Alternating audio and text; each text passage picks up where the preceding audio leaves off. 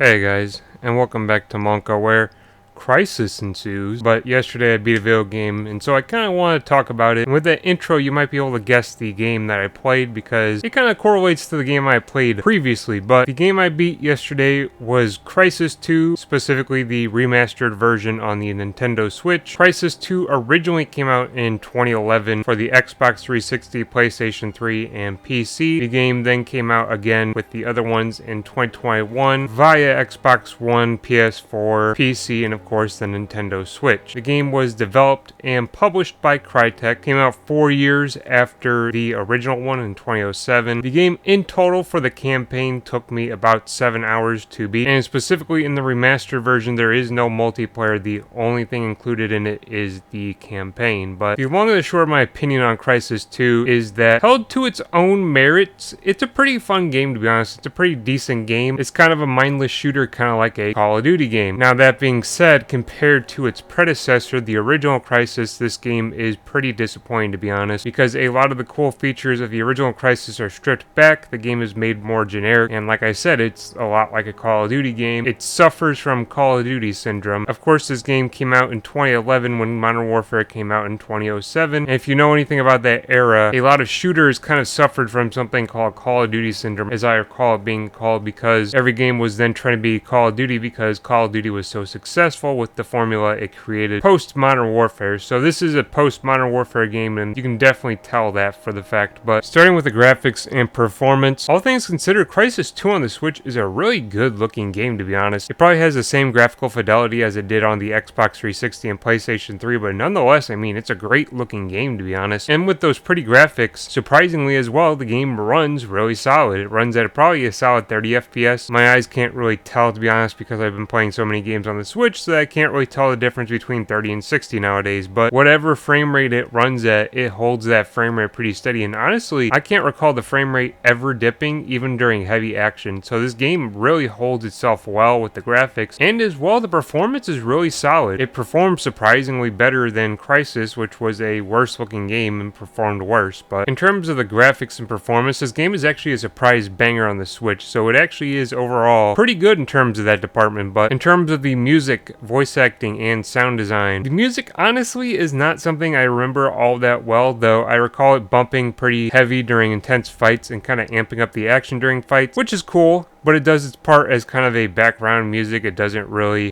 stand out, something like a JRPG soundtrack or something like that. It's just background music, but it does its part in making the battles feel more intense and all of that. But the only real song I recall is like the main theme song, which is pretty cool, to be honest. But like I said, it's not like anything crazy, to be honest. In terms of the voice acting, in this game, they definitely stepped it up from the original Crysis. That being said, I can't really say that I remember any stellar voice acting, but they definitely put more money into that department for this game than the previous game. Like I said, though, it's nothing that I really truly remember. I don't really none of it stood out crazy to me, but I can definitely tell you that they put more effort into it this time around than they did in the previous game. Now, in terms of sound design, the game has a nice ambiance to it. Honestly, though, I can't recall it, but it did not loop, I can tell you that much, which is a good thing from the previous game. Nothing really loops in this game either. The music doesn't loop and the ambience doesn't loop, so they did a good job with that nonetheless. Now, a big part that I was kind of interested in this game in terms of sound design were the sounds of the firearms, and they definitely did better in this game than they did in the previous game. Firearms in this game sound a lot more punchier than they did in the previous game. Suppressed or unsuppressed, they all have a very solid sound to them. Rifles actually sound punchy. The shotgun definitely sounds punchy, and even things down to like pistols sound really punchy, and